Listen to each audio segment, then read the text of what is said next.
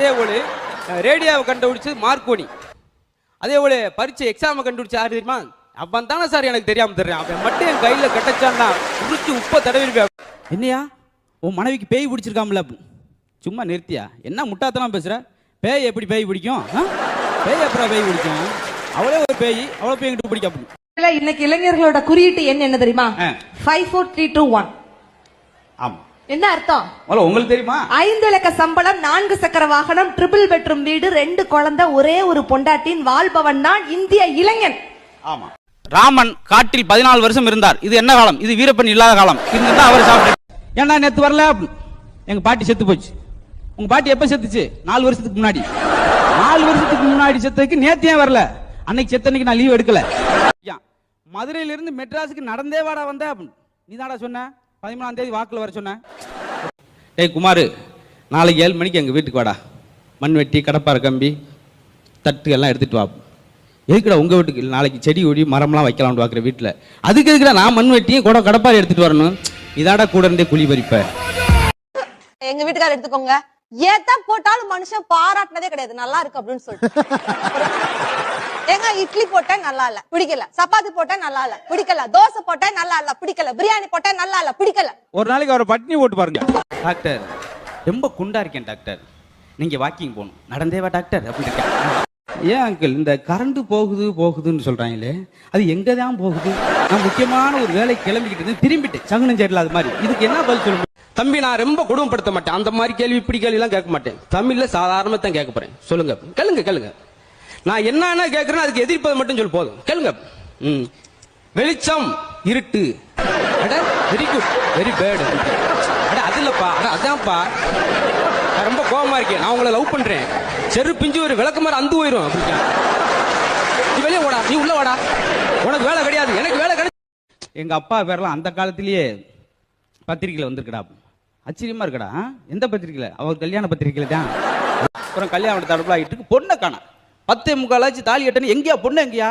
பொண்ணோட அப்பா கூப்பிட்டாங்க. என்ன நீ பொண்ணு பத்து வச்சிருக்க? பொண்ணு எங்க? பொண்ணு 8 வரல. என்னடா சொன்னீங்க நீங்க? நான் என்ன சொன்னேன்? பொண்ணு இருக்கிற இடம் தெரியாது. இங்கதான் இருக்கு, எனக்கு தெரியல.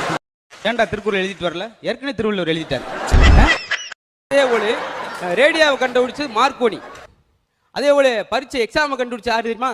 அவன் தானே சார் எனக்கு தெரியாம தர்றேன். அவன் மட்டும் என் கையில கட்டச்சான்னா உரிச்சு உப்பை தடவிருப்பேன்.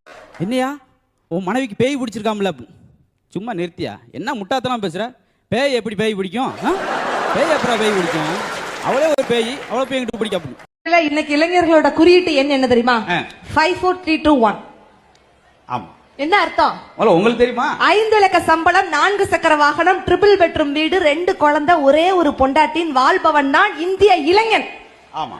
ராமன் காட்டில் 14 வருஷம் இருந்தார். இது என்ன காலம்? இது வீரப்பன் இல்லாத காலம். இருந்தா அவர் சாப்பிட்டு ஏன்னா நேத்து வரல. எங்க பாட்டி செத்து போச்சு. உங்க பாட்டி எப்ப செத்துச்சு? 4 வருஷத்துக்கு முன்னாடி. 4 வருஷத்துக்கு முன்னாடி செத்ததுக்கு நேத்து ஏன் வரல?